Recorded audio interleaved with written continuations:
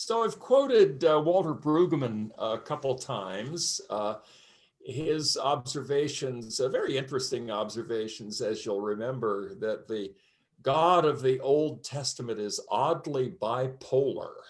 That Yahweh is, here comes that quote again, marked by unlimited sovereignty and also risky solidarity.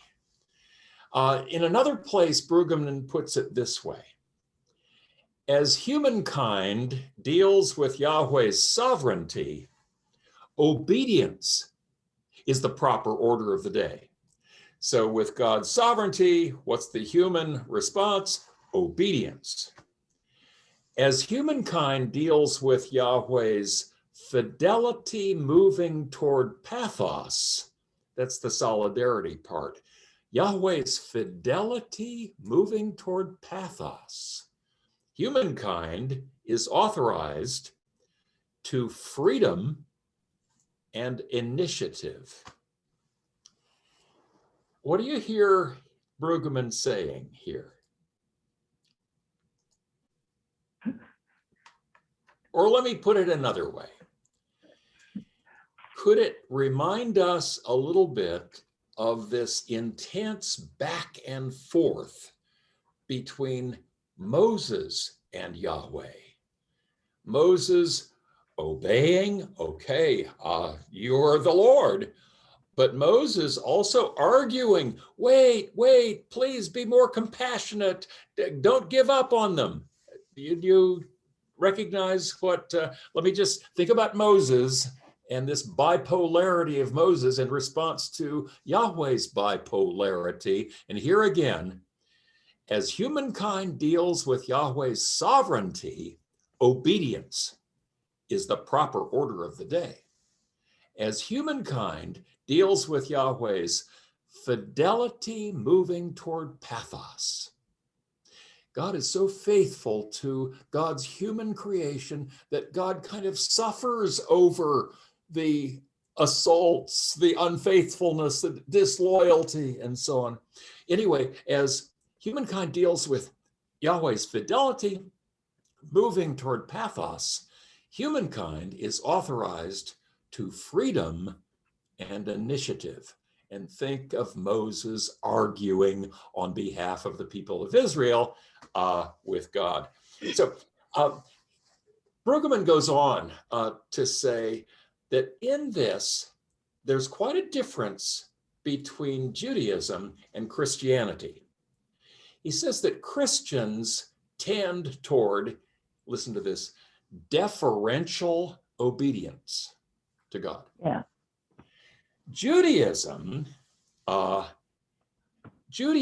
understands that full humanness requires and expects both the courage to assert and the confidence to yield. So here I'm not only thinking of Moses, the courage to assert, the confidence to yield. I'm also thinking of a character that you may remember on the Broadway stage or in a movie, and the movie and Broadway stage play was called Fiddler on the Roof. Do you remember Tevye? Tevye arguing with God? That's kind of what he's pointing to. There is something in Jewish faith that encourages assertiveness in relationship to God. Now, Brueggemann goes on. Mm-hmm. Either posture by itself, either assertion or yielding, either posture by itself, if only one, betrays both the Old Testament tradition and the one with whom human beings are summoned to partner. Moreover, either propensity by itself distorts the partnership, that's the partnership between humankind and God, and makes a caricature of Yahweh, who here comes a great big Brueggemann word, he loves big words, Yahweh, who in incommensurability, meaning You can't compare God with anyone. Okay. Yahweh, who in incommensurability must be obeyed, but who in mutuality invites challenge. Think Moses, think Tevye. And Brueggemann now begins to meddle, saying, classical Christian tradition has not reflected sufficiently. Now, this is Brueggemann talking, and Brueggemann is a practicing Christian. Classical Christian tradition has not reflected sufficiently on the ways in which humankind is invited to assertion in the face of Yahweh. As a result of that neglect, the dominant Christian tradition has not fully appreciated the way in which the dialectic of assertion and abandonment in the human person is the counterpoint to the unsettled interiority of Yahweh's sovereignty and fidelity. And it seems to me that that Christianity and Christians need to relearn that aspect of our interaction with God, and thus can learn from Judaism. Mm-hmm. Oh gosh, was it G.K. Chesterton who said, it may not have been he, and this is not my notes, but I remember there is a quite well-known Christian authority within the British tradition who said, man is the creature who was created to argue with God.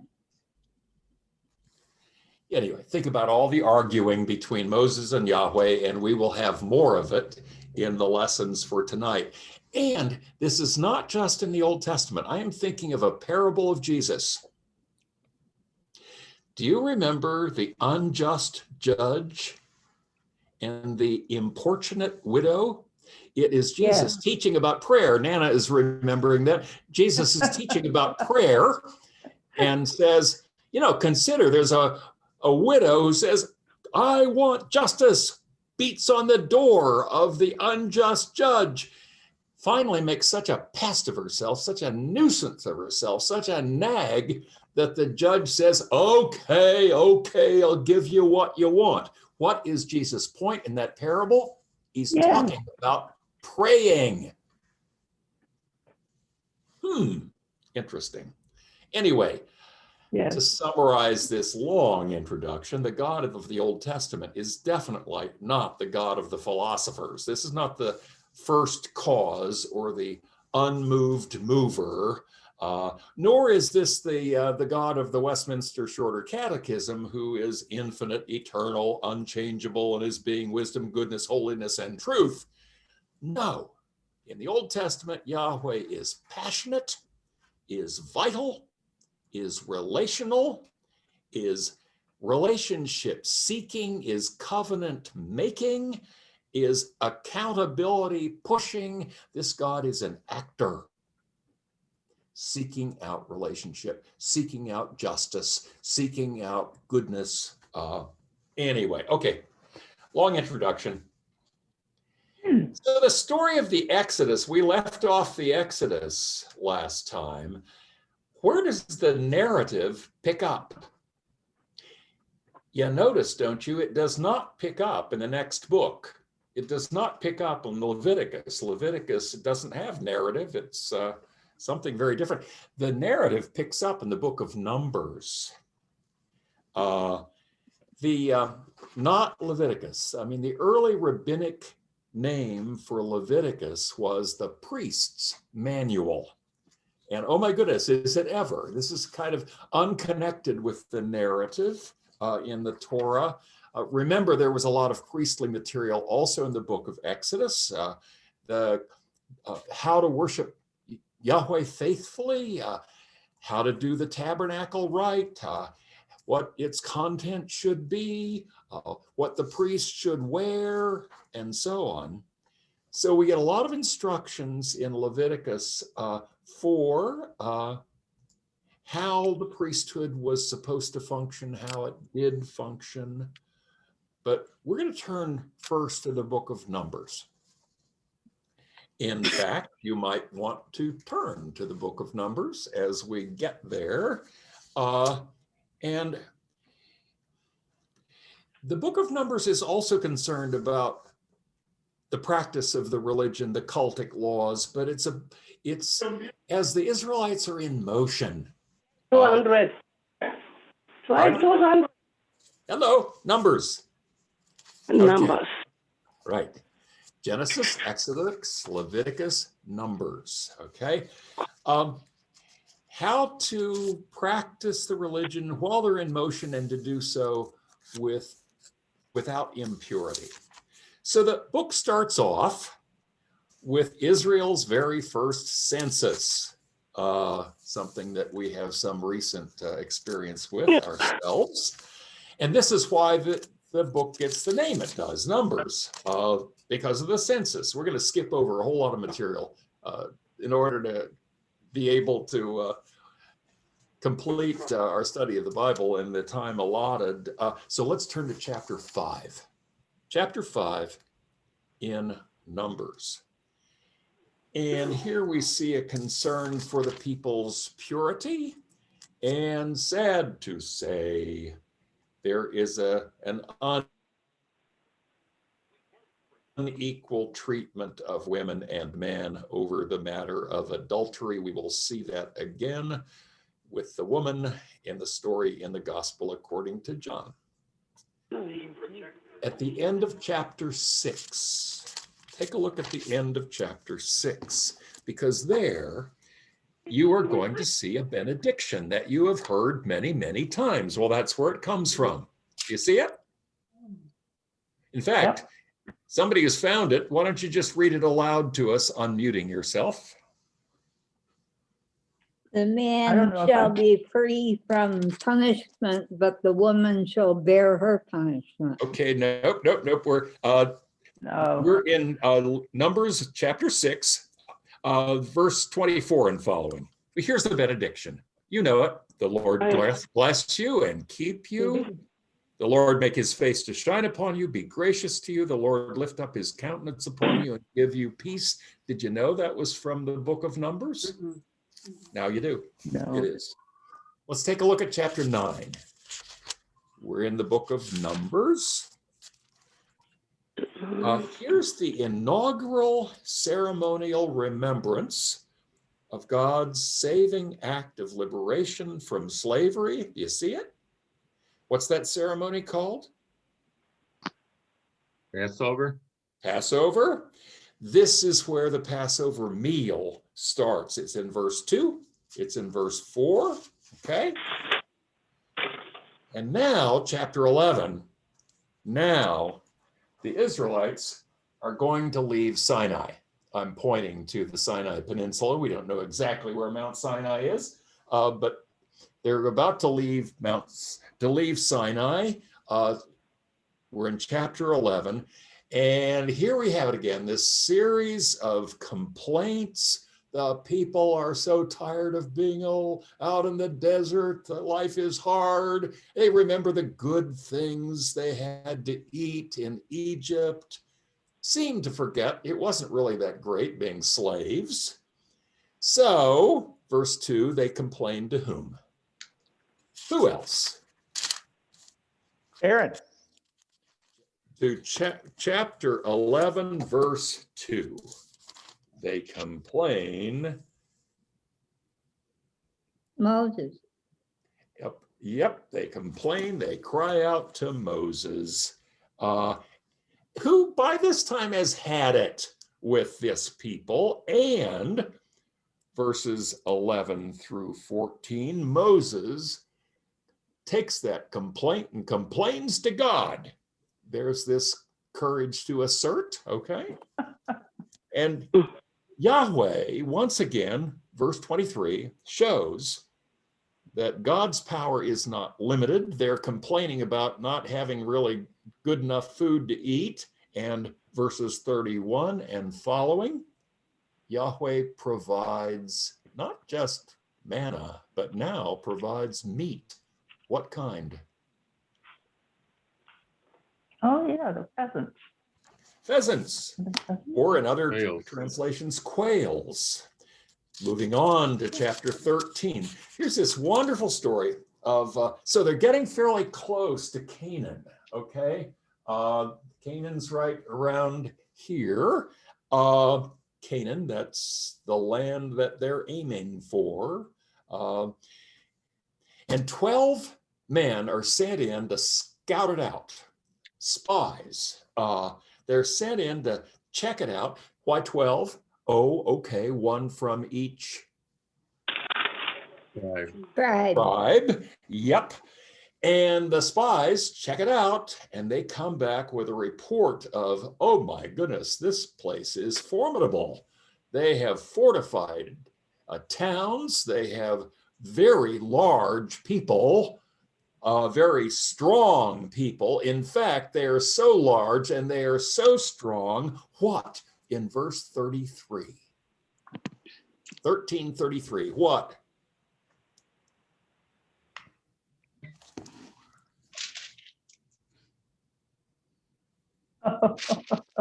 Yes, I can tell by the chuckle. You found it. Oh, they're so big, they're so strong, they make us feel like grasshoppers. Yeah, right. Okay. So, nevertheless, the spies bring back with them some samples of the bountiful fruit of this land. And Caleb and Joshua encourage the people to go ahead, let's cross the river, let's occupy this land. That's 2 of the 12 spies, but the other 10, vastly outnumbering Caleb and Joshua, they talk the people out of it. Chapter 14, again, the people rebel. And this time they talk about maybe they can choose somebody else to lead them. Maybe they can choose a captain of their own liking who will take them back to how it was in Egypt.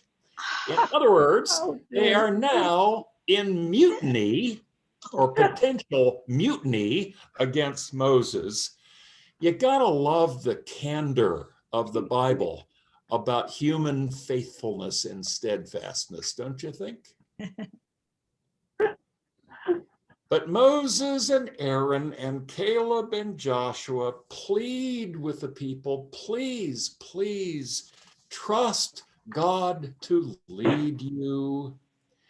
But the people are going to have none of this, and they threaten to stone them. And Yahweh responds, verses 22 and following, quote, none of the people who have tested me 10 times and have not obeyed my voice, do you see it? 22 and following?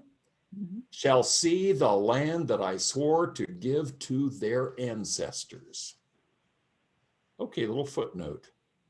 To which ancestors did God promise to give this land? Go back a ways. Abraham and Isaac. Abraham and Isaac and Jacob. Yea, Dale, absolutely.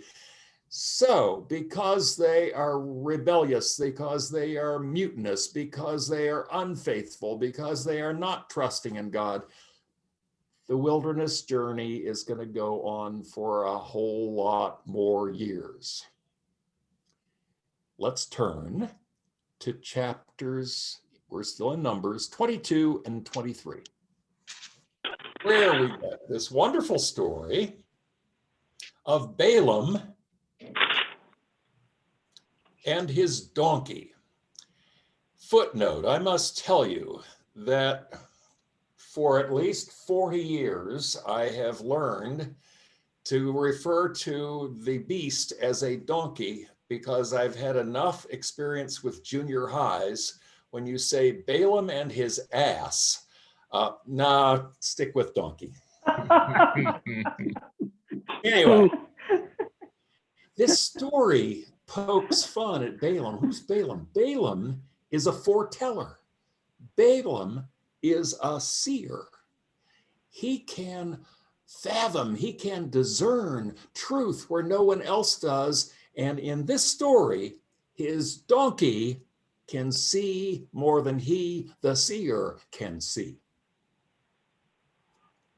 So Balaam has been called on to curse the people of Israel, but the angel of Yahweh appears, interestingly enough, appears first to the donkey, then to Balaam.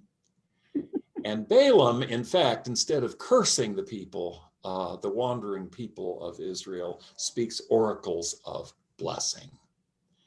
And the Israelites journey 40 years in the wilderness. And there are lots of battles against foes in the Transjordan.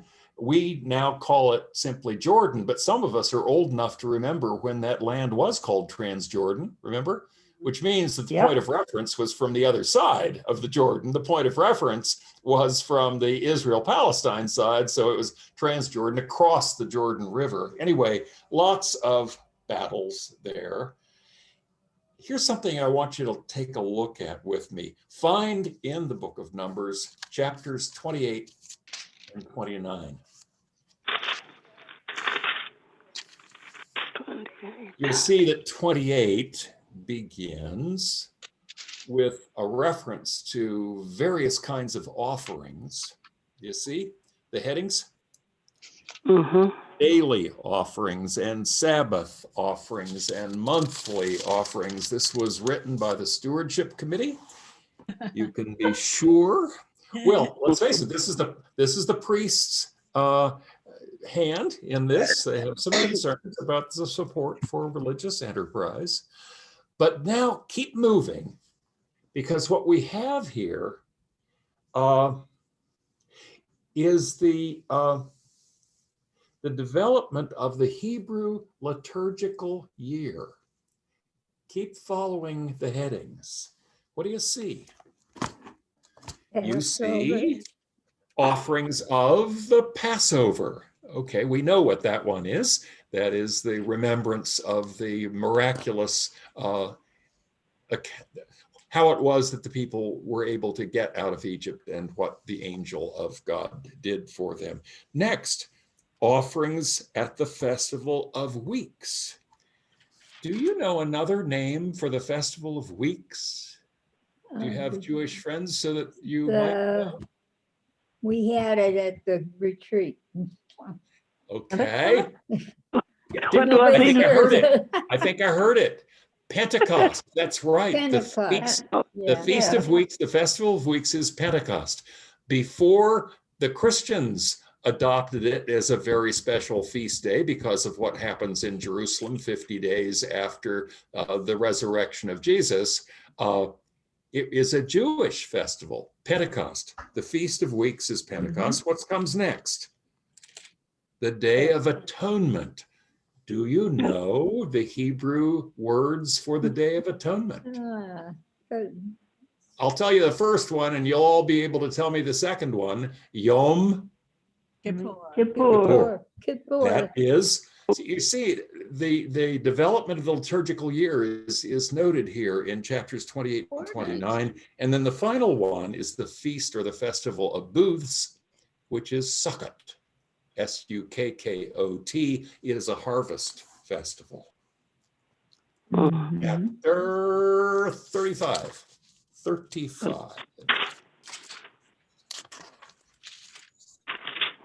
And here we have a very interesting indication of a built-in institutionalization of mercy. Cities of refuge, sanctuary cities are established, to which not those who have committed murder, but those who have committed manslaughter. It was not premeditated, it was not intended, it happened. They can go, flee to a city of refuge, a sanctuary city, and be protected. Okay. Now, we're going to move now, following the narrative, into Deuteronomy. It's the next book. Find with me chapter 29. 29.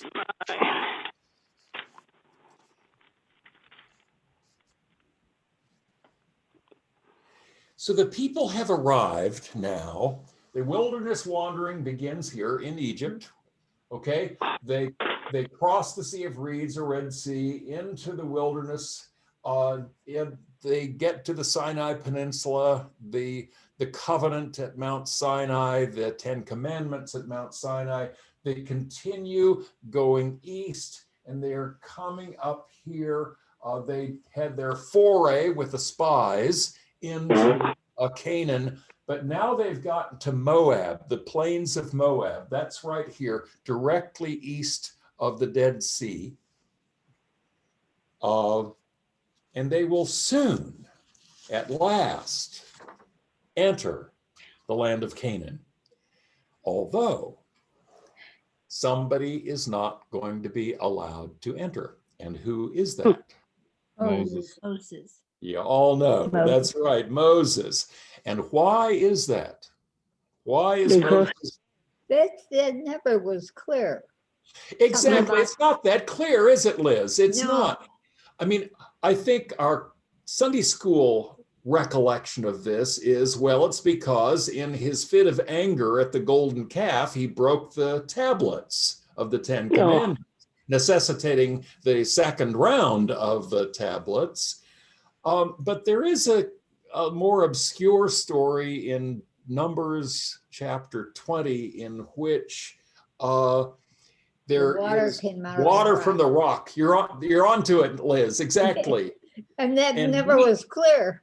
It wasn't that clear, was it? No. Mhm. Neither Moses nor Aaron trusts that God can do it. And it seems that may be that act of unfaithfulness. Anyway, Moses is not allowed to go into the promised land. Now, Is it because he died on the way? say again, Lydia? Yeah, is it because Moses died on the way before they got there? No, he doesn't die on the way. In fact, No. we will find him on Mount Okay. Nebo, which I'm pointing to right here, but I'm sure it's very fuzzy.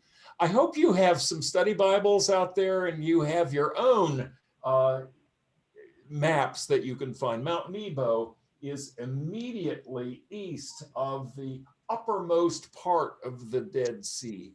Okay. Moses makes it to Mount Nebo where he can see the land, but he's not permitted to enter it. Yeah. So God had established a covenant with Israel years earlier in Mount Sinai. And now, knowing that they're going to go on without him, their leader, the people's leader, Moses, starts engaging the people in an act of renewing their covenant. I'm not going to be able to go with you, so I want to make sure that you understand this covenant, because you're going to have to live it out better than you've been living it the last 40 years as you move into it. And let's turn to Deuteronomy 29, 2 and following, in which Moses summoned all Israel and said to them, "You have seen all that the Lord did before your eyes, and wouldn't you know, where does it begin? Again and again and again, as they think about who they are in relationship to God, they go back to slavery in Egypt and release from slavery. You have seen." Now, they hadn't seen it. It had been 40 years. Everybody else had pretty much died off. But nevertheless, our collective memory is that, yes, we were there and we saw what the Lord did before our eyes in the land of Egypt to Pharaoh and to all his servants and to all his land. And then Moses then reviews this whole history of God's salvation and providence, and verses 14 and 15 I'm reading here, I am making this covenant sworn by an oath, not only with you who stand here with us today before the Lord our God, but also with those who are not here with us today. I have the same Bible that you do. All right. Okay, good. You've got a New Revised Standard Version. He reviews this, and then there are these culminating words in chapter 30, verses 19 and 20. I wonder if someone would find it and read it aloud so we hear more than my voice. 30 verses 19 and 20. This is Moses addressing the people as they're poised to enter the land of promise, and he will not go with them. Who will read for us? I'll read. This day I called heaven, right there, right? 19? Yes, right there. Okay. This day I called heaven and earth as witnesses against you that I have set before you life and death, blessings and curses. Now choose life so that you and your children may live, and that you may love the Lord your God, listen to his voice, and hold fast to him.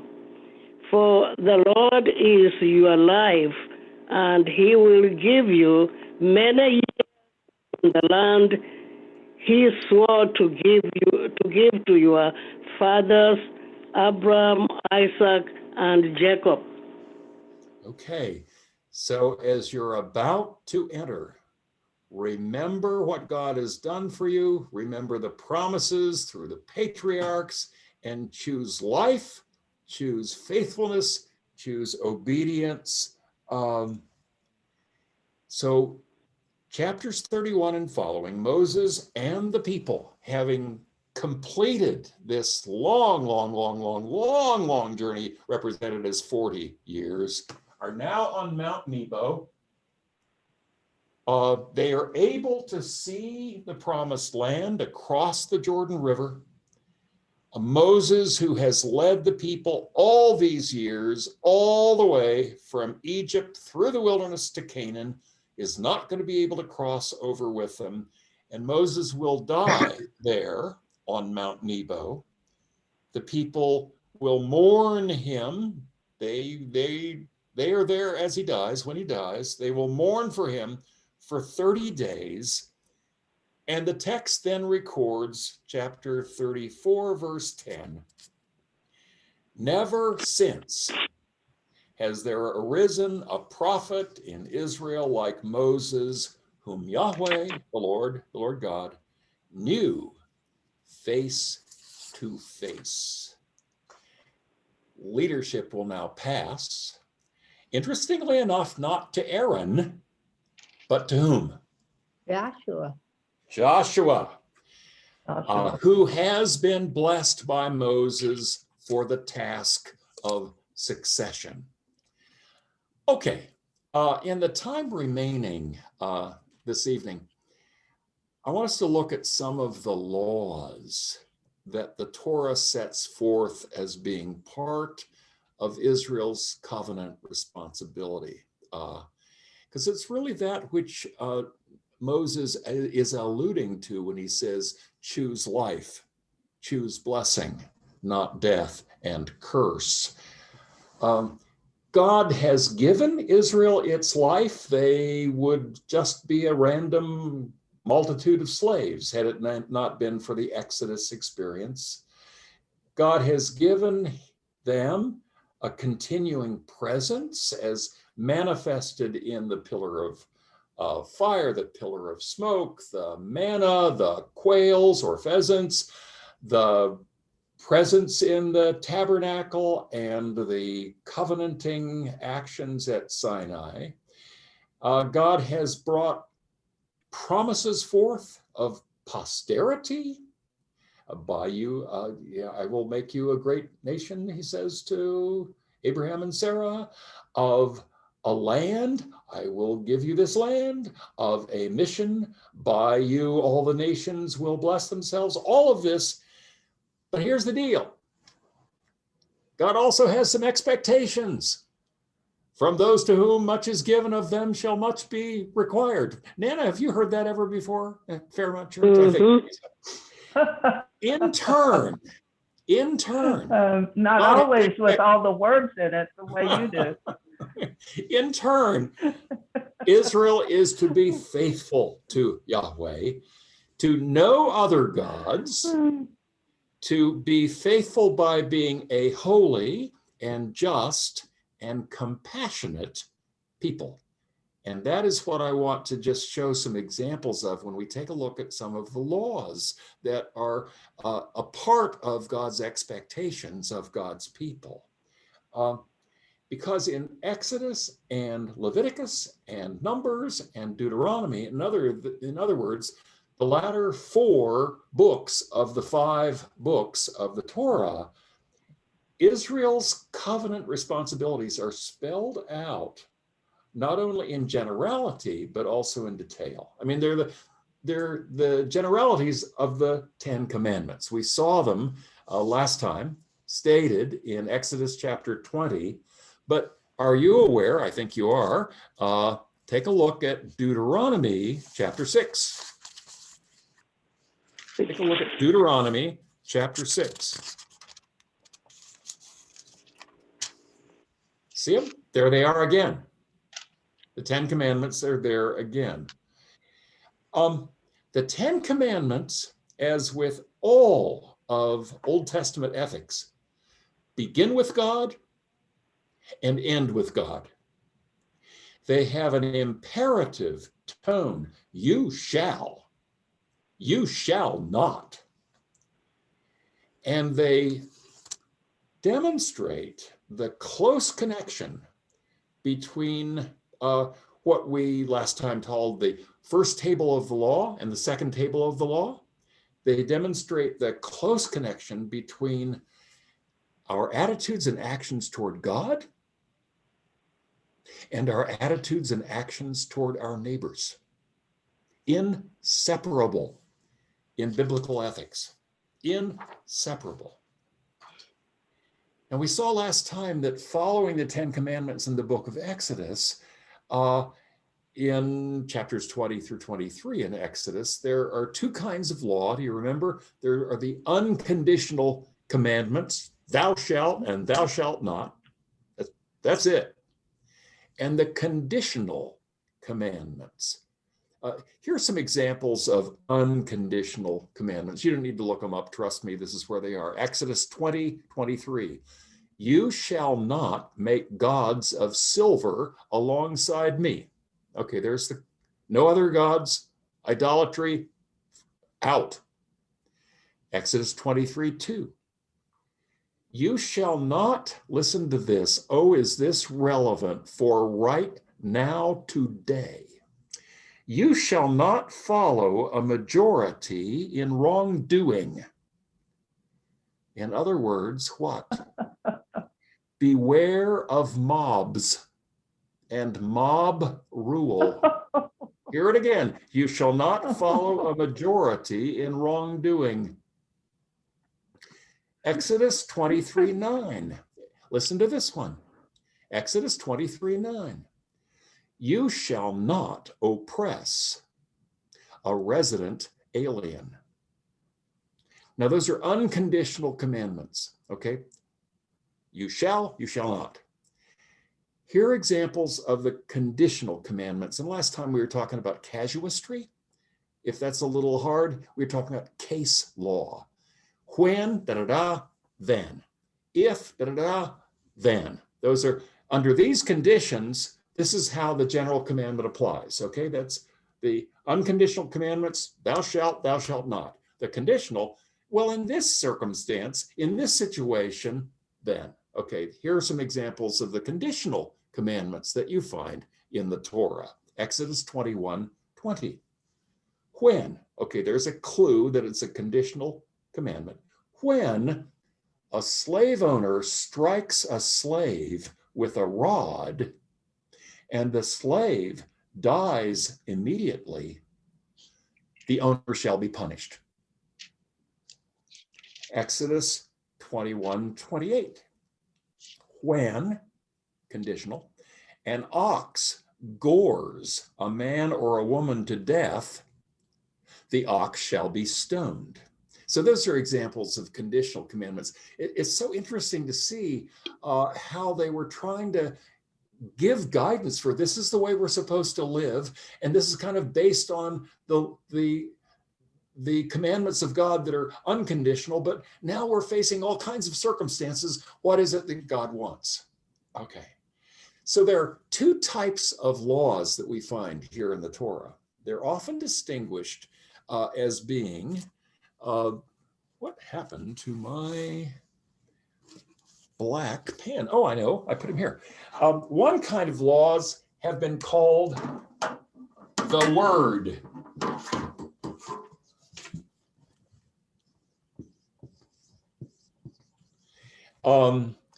Those are the unconditional ones. And the other kind are called the ordinances. Okay, that's the when, if conditional laws. Now, this is, I think, important because there are lots of parallels between the laws that you find in the Old Testament, the laws that you find in contemporary ancient Babylonian law. And what you find in ancient Babylonian law is lots of examples of the ordinances, the when this situation, if this situation, then. But the divine declarations of thou shalt and thou shalt not is unique to Old Testament ethics and Israel's law codes, these 10 commandments. And in the Word, these unconditional laws, it's very clear that Yahweh, Israel's God, sees life as a unity. Concern for neighbor is a matter of utmost importance to Yahweh. And in particular, we find that Yahweh is especially concerned for the fair and just treatment of those people who are not able to fend for themselves. People at the margins, people under the thumb, under the boot, or perhaps it would be under the sandal. You take a look at who are singled out in the book of the covenant. So now I think it would be good for us to go to Exodus. Let's take a look. Can you find Exodus 22? 22. Exodus chapter 22. I have it. Well, you're ahead of me. I'm looking still. Way to go, Wanda. 22. 22, 21. Chapter 22, verse 21. Who is singled out for particular concern? You shall not wrong or oppress a resident alien. Why? Well, identify, folks. You were aliens in Egypt. It's not just about them, it's about us. You know, all the times that we have heard recently, don't forget, we're a nation of immigrants. Why are we treating immigrants the way we are? We're a nation. Okay, enough of that. Exodus, the next verse. Look at who the particular concern is for, in that we are to understand that loyalty to God, obedience to God, means loving neighbor, but especially the neighbor who is most in need. 22:22, you shall not abuse any widow or orphan. Widows and orphans were among the most vulnerable and the people who were at the bottom. Take a look at 22:25 through 27. If you lend money to my people to To the poor among you, you shall not deal with them as a creditor. You shall not exact interest from the poor if you lend to the poor.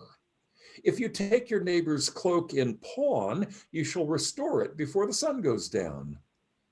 And so on. Concern for, what do we have here? The alien, the widow, the orphan, the poor. Let's go to Exodus 23, 4 and 5.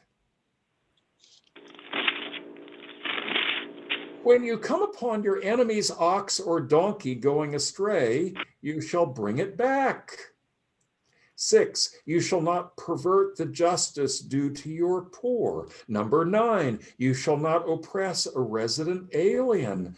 You get the idea that what they are learning is that the Lord God, Yahweh, has a special concern for the weak, for the distressed, for the vulnerable, foreigners, widows, orphans, the poor, even animals in distress. And these laws say that these defenseless ones are to be objects of human care because God demands it in the name of justice. Isn't that interesting? Not recommends it in the name of charity, but demands it as an act of justice. I love this about biblical ethics. Solidarity with the down and out.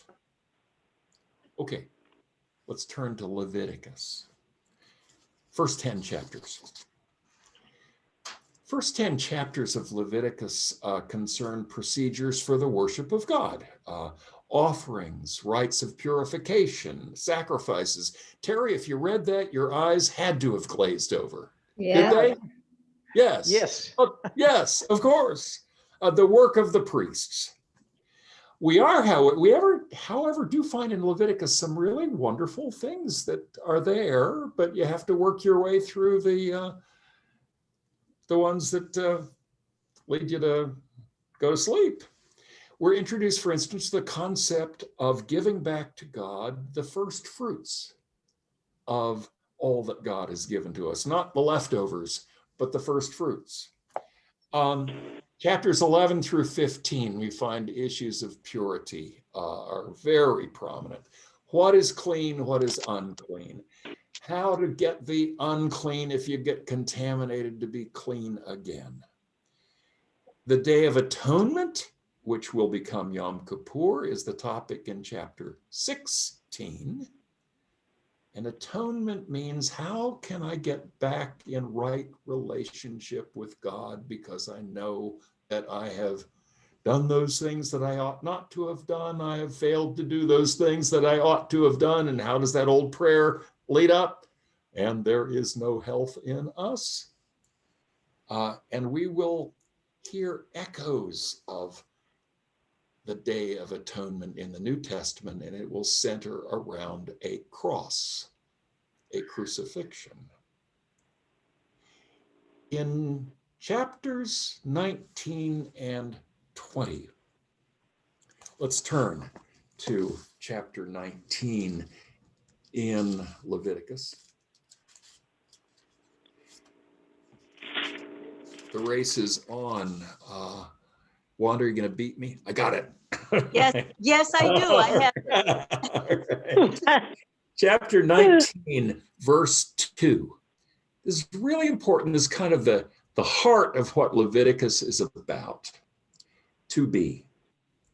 Speak to all the congregation of the people in Israel and say to them, this is the Lord says to Moses, say this to Israel, you shall be holy, for I, the Lord your God, am holy. A call to perfection. And then 20:26. There it is again. But it has an addition to it. So I'll read, you shall be holy to me, for I, the Lord, am holy, and I have separated you from the other peoples to be mine. So holiness, which is really what the book of Leviticus is all about, means that God's covenant community, God's people, even though we are human, we are not God, we are nevertheless to imitate God, to live godliness, which means our attitudes and actions, not only in the religious ritual sphere, which Leviticus is really big on, religious and ritual spheres, but also in the moral and ethical sphere. There it is again. The first table of the law, the second table of the law, inseparable. There it is, and it will be echoed again in Jesus. You shall love the Lord your God with all your heart, mind, soul, and strength, and your neighbor as yourself. That's in that encounter with the lawyer. So where you find, where do you find you shall love your neighbor as yourself? Interestingly enough, in that who would ever want to bother to read the book of Leviticus? It is so boring. It is so arcane. It is so full of things that we just grimace at. But take a look at chapter 19, verse 18. Leviticus chapter 19, the second half of verse 18. Yes. There it is. That's where it came from. In Leviticus, you shall love your neighbor as yourself. Now, before we leave Leviticus, let's see some verses right before that. We're still in chapter 19. I want us to look at verses 9 and 10. Vicki has her book open too. I'm glad she is, because we saw a movie last night that I want to recommend to you. It's called The Gleaners and I. It is the most wonderful movie by a French photographer. What is her name? Do you remember? Anne Varda. Anne Varda. It was a movie made in 2000 in which she follows gleaners picking the edges of the field and finding where in the apple orchard, they've gone through all the good stuff and they've got lots of stuff on the ground or stuff that they mix, and poor people are able to survive. Show urban gleaners going through garbage cans and finding edible food. Mechanical gleaners finding leftover refrigerators and repurposing them into cabinets and art objects and so on. Anyway, take a look at Leviticus chapter 19, verses 9 and 10 for an illustration of what Yahweh, the Lord God's concern for neighbor love looks like when you are concerned especially for the down and out. Take a look at this. When you owners of fields, not everybody can afford to own a field, when you reap the harvest of your land, you shall not reap to the very edges of your field, or gather the gleanings of your harvest.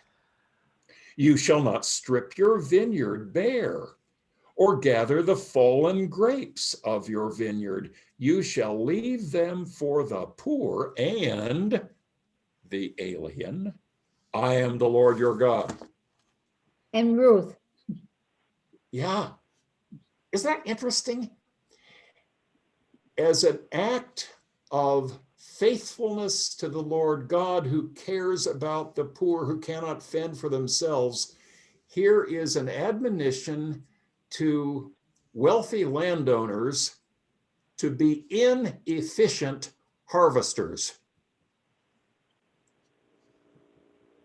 And the ramifications of that could go much further to those who have in relationship to those who have not. So the landless, the poor, the refugee, the vulnerable can have food. There is also in verses 33 and 34 a reiteration of concern for the undocumented alien. Isn't it interesting to see in this very ancient law code some very relevant admonitions? So we found the second half of the Great Commandment. Where's the first half of the Great Commandment? You shall love the Lord your God with all your heart, mind, soul, and strength. Take a look in Deuteronomy at chapter 6.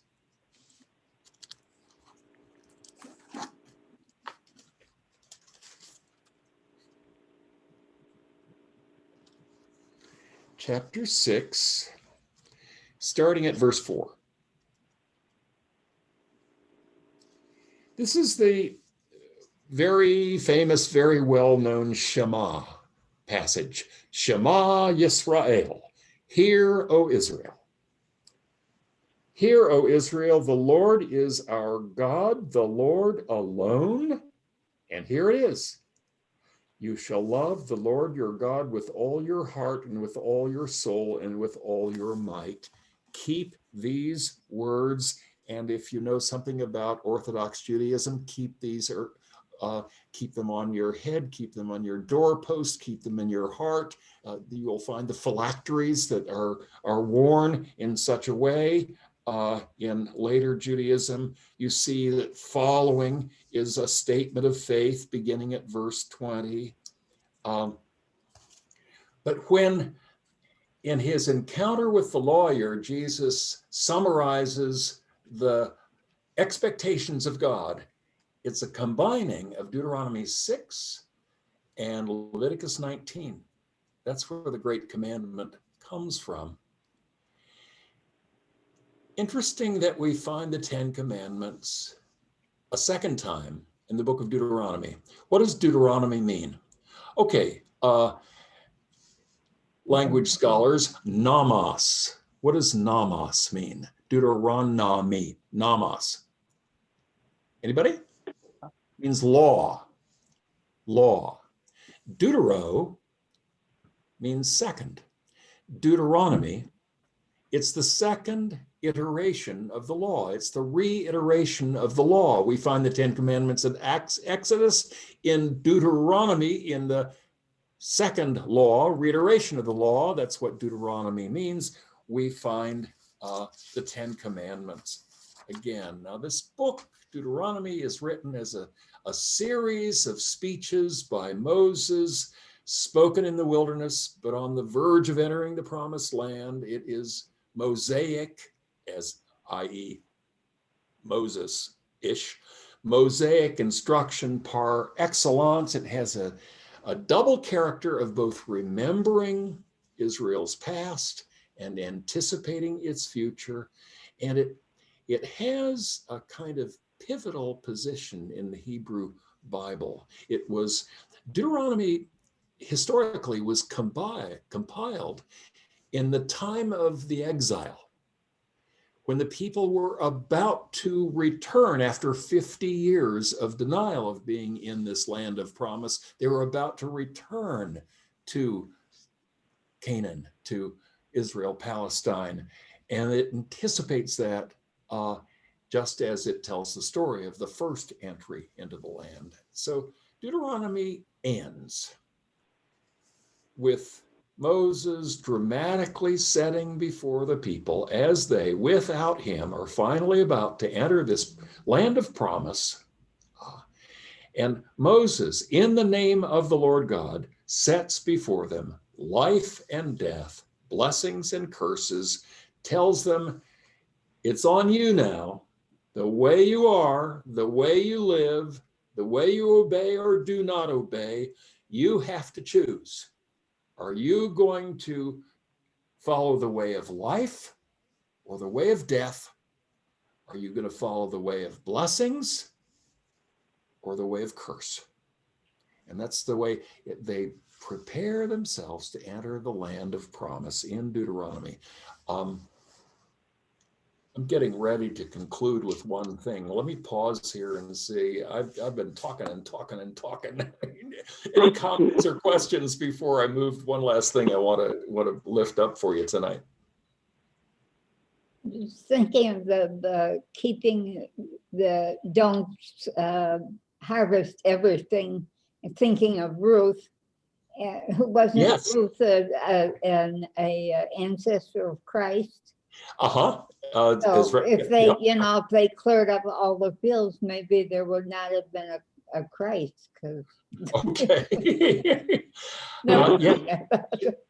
She gleans, doesn't she? Yeah.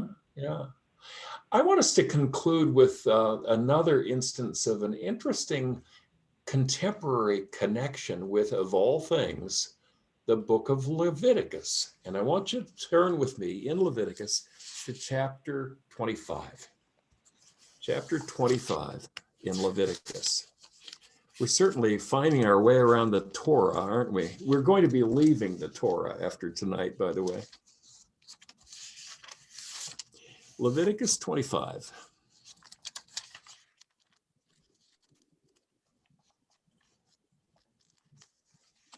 The race is on, Wanda. I'm falling behind. I think you're ahead Yes, of me. I have it. You've got very dexterous fingers, I gotta say. Chapter 25. This is an interesting portion of the Torah. We know in the Torah that we're introduced to the concept of Sabbath, right? We're introduced to the concept of Sabbath from the very first chapter. The 6-day creation and the 7th day resting. We're introduced to the concept of Sabbath in the 10 Commandments. You shall keep the Sabbath, keep it holy. You shall not work on that day. Here in Leviticus chapter 25, there is a fascinating extension of the concept of Sabbath. Sabbath is reintroduced in chapter 23, along with the offering of first fruits, along with the various other festivals of Israel. But in chapter 25, we see that in addition to God's providing for a Sabbath day, which of course is the 7th day of the week, right? By the way, that's not Sunday. Sunday is the Lord's day. That's the first day of the week. The Sabbath is the last day of the week. But here we find in chapter 25 of the book of Leviticus, God also calling for a sabbatical. That's a word related to Sabbath, right? A sabbatical year. And that, by the way, is not about college professors getting some time to do research and do writing. The sabbatical year is about the needs of, you know what? The needs of the land. It's an early concern for the replenishment of the land, soil conservation, crop rotation. How did they figure that out these many millennia ago? But the sabbatical year is also about the needs of, take a look in chapter 25, verse 6.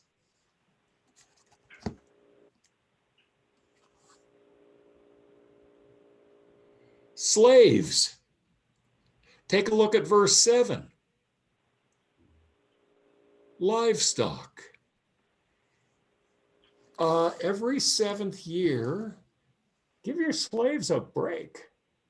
Give your livestock a break. And then, it doesn't end there.